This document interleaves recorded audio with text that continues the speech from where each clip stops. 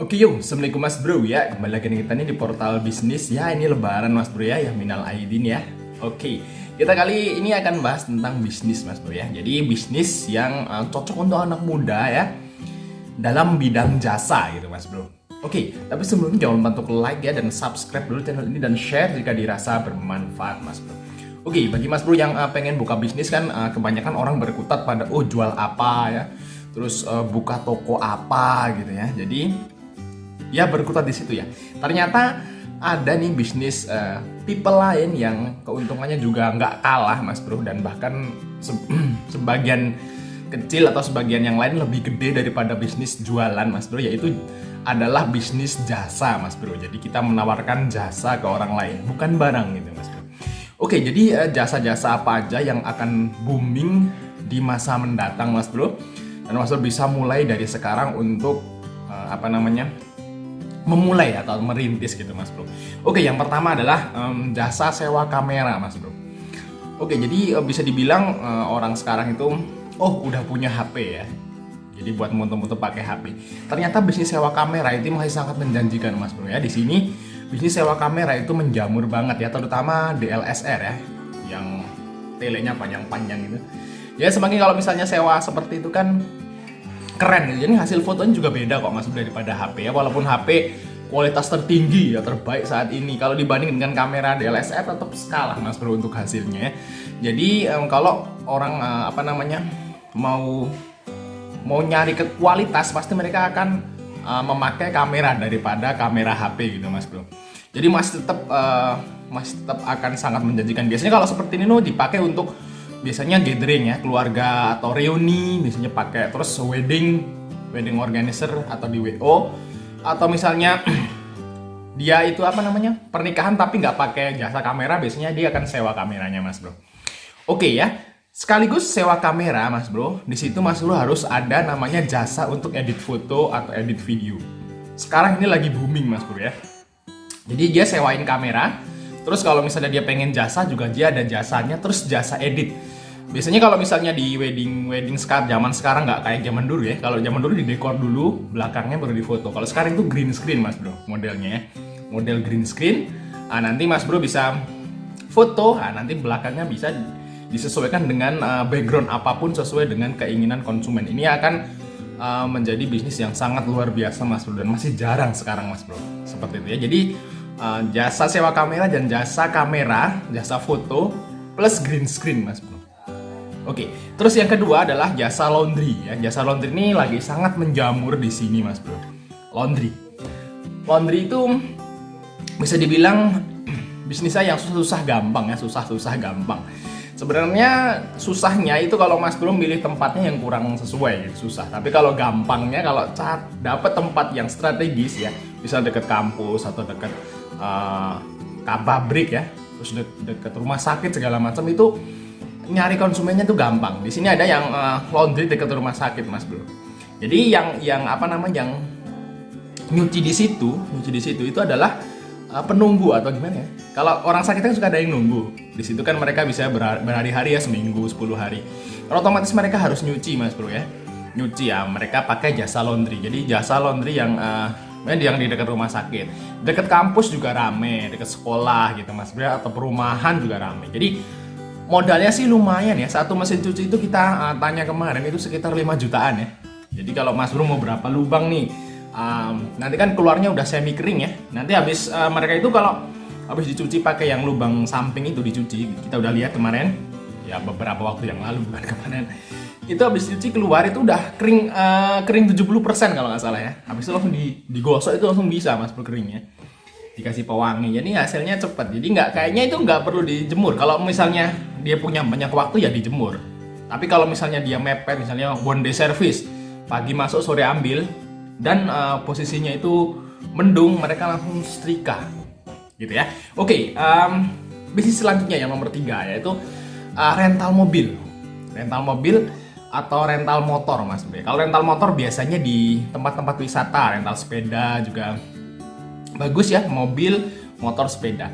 Rental sepeda ini sebenarnya menjanjikan tapi agak rawan hilang gitu. Karena sepeda itu kan nggak ada ininya ya, nggak ada surat-suratnya gitu. Jadi ngerawan, tapi menjanjikan juga sih kalau misalnya Mas Bro deket-deket tempat wisata. Terus rental motor juga tempat wisata Mas Bro. Kalau misalnya rental mobil nih Mas Bro. Rental mobil nih musim corona saat ini memang lagi drop banget ya. Cuman kalau misalnya hari-hari normal ini sangat menjanjikan Mas Bro. Tapi hati-hati rental mobil tersebut Mas Bro harus kasih semacam kayak GPS tracker ya. Ini pengalaman kita ada rental mobil ya. Itu di rental ngomongnya ke Kerawang ya, dia bilang sekitar 4 hari nyewa 4 hari. Ini udah 7 hari itu kok belum balik gitu. Pas waktu di cek GPS-nya itu kan dia GPS-nya untungnya dikasih 2 Mas Bro ya, ada 2 GPS. Kalau misalnya kalau maling yang mau gelapin mobil itu kalau dia dapat GPS 1, oh udah dapat, dimatiin selesai gitu. Tapi si rental ini juga pintar, dia pakai GPS-nya 2. Jadi dia track, yang satu kok mati gitu ya. Nah, terus yang satu lagi kan masih hidup karena dikira malingnya itu cuma ada 1 doang. Itu udah di Cirebon Mas Bro. Ditelusuri terus itu udah di kandang sapi. Jadi ya hati-hati Mas Bro ya untuk jasa rental mobil ini. Tapi emang hasilnya menjanjikan. Misalnya 600.000 kali 4 udah 2.400.000 Mas Bro ya. Balik ke kantong kita. Apalagi kalau misalnya rental mobil plus bengkel. Jadi kalau rusak atau lecet apa langsung diperbaiki di bengkel sendiri, itu hasilnya sangat luar biasa lah, nyugehi lah kalau bahasa kita itu. Oke, yang selanjutnya adalah jasa percetakan Mas Bro. Jasa percetakan, digital printing ya bisa nyetak undangan atau selebaran, brosur, plang spanduk ya seperti itu luar biasa, rame. Apalagi kalau lagi musim-musim kayak sekolah baru ya, mau masuk sekolah baru. Terus ini pemilu, pilkada, pilpres gitu. Itu gila omsetnya Mas Bro ya. Kita geleng-geleng kepala, di sini ada digital printing yang dia itu pinternya gini. Kalau misalnya ada pilkada itu kasih pas waktu pilkada itu dikasih plang di depan tokonya itu jasa cetak atribut pilkada gitu. Termurah gitu. Gila Bos. Ngantri gitu. Lebih ramai dari toko sembako gitu. Jadi gitu, digital printing ini sangat luar biasa ya. Apalagi kalau Mas Bro udah punya nama dan mereka kan pilkada atau pilihan kepala desa, pilihan kepala daerah ya, atau pilihan nasional, DPRD, DPR RI itu kan terus aja Mas Bro ya, ada terus. Jadi sangat luar biasa hasilnya. Oke, yang selanjutnya adalah yang kelima, itu adalah bisnis salon kecantikan Mas Bro. Bisnis salon ya, bisa dibilang tukang cukur atau biasanya krimbat ya, atau lulur, atau pedikur, manikur lah, apalah pokoknya. Biasanya perempuan-perempuan itu juga sangat menyajikan jasa tersebut kalau Mas Bro dapat lokasi yang notabene strategis ya, di tengah kota gitu misalnya. Itu luar biasa ya, jasa skincare itu omsetnya itu gila-gilaan, geleng-geleng kepala gitu ya. Ratusan juta Mas Bro ya. Tapi kalau itu bagi yang punya keahlian ya. Kalau misalnya enggak ya nanti bisa mau kita bersihin kulit malah jadi ngelotok kulitnya. Oke, yang selanjutnya adalah jasa wedding organizer dan sewa tenda Mas Bro. Ya, kalau misalnya di kota-kota besar ya, Jakarta misalnya, Surabaya, Semarang, itu mungkin udah banyak ya.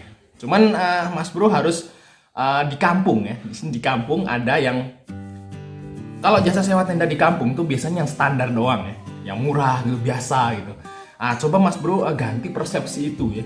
Jadi kita buat jasa sewa tenda atau wedding organizer, tapi niru yang konsep di kota, jadi yang modern gitu, mewah gitu, coba bikin di kampung Mas Bro. Dan awalnya juga kita ada sih yang bikin ya. Kita awalnya masa sih di kampung kok.